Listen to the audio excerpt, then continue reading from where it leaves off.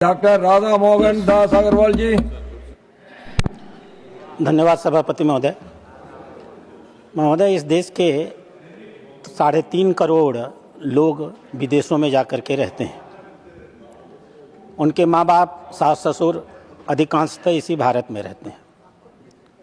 ये जो भी बाहर और विदेश पढ़ने गए और नौकरियां किया, वो सिर्फ अपनी योग्यता के आधार पर गए हैं, ऐसा नहीं है।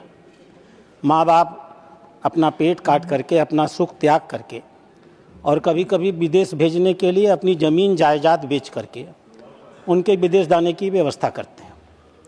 वो इतने शिक्षित हुए हैं, उसके लिए भारत सरकार की, किसी की भी सरकार हो, उसने जो एक सस्ती शिक्षा और स्वास्थ्य की व्यवस्था की है, उसका भी योगदान होता है। शुरू में जब ये विदेश जाते हैं तो माँ बाप की चिंता करते हैं।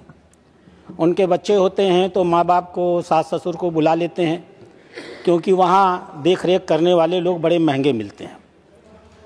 समय बीतता है, धीमे धीमे वो उनका लगाव अपने माँ बाप के प्रति घटता चला जाता है। मैं आपको इंदौर की एक घटना बताऊंगा। 20 दिन पहले एक ऐसे व्यक्ति के पिता की मौत हो गई।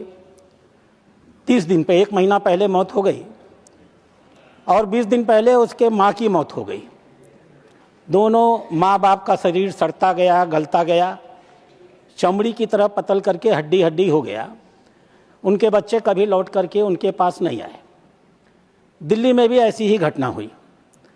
24-25 के आंकड़े बताते हैं कि ऐसी तकरीबन 500 घटनाएं इस देश में ऐसी होती हैं जिनके बच्चे विदेश पढ़ते हैं और जीवन के अंतिम काल में उनके जीवन का सारा सुख चला जाता है और पीड़ांतक मौत उनको अकेलेपन में प्राप्त होती है।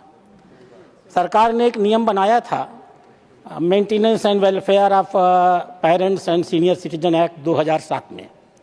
यह एक्ट करीब एक दंतहीन एक्ट था। माँ बाप अगर कोर्ट में जाकर कहेंगे तब उनको सुविधा मिलेगी। इसलिए मैं आपके माध्यम से माननीय विदेश मंत्री से आग्रह करूँगा, जो लोग विदेश जाते हैं उनसे एक एफिडेविट लिया जाए कि वो विदेश जाने के बाद अपने माँ बाप के अपने आय का एक निश्चित हिस्सा अपने माँ बाप की देखरेख के लिए अवश्य देंगे। माँ बाप के देखरेख के लिए केयर टेकर की नियुक्ति करेंगे। माँ बाप के हेल्थ इंश्योरेंस का प्राविधान करेंगे और कम से कम हफ्ते में 1 बार अपने माँ बाप से फ़ोन पर बात जरूर करेंगे।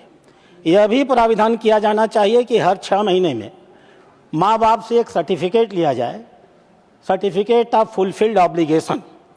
और जो माँ बाप इस प्रकार के एप्लीकेशन सर्टिफिकेट्स नहीं देते हैं, भारत सरकार को ऐसे लोगों का पासपोर्ट निरस्त करना चाहिए और उन्हें वापस भारत में बुला लेना चाहिए। मैं आपसे यही आग्रह करता हूँ।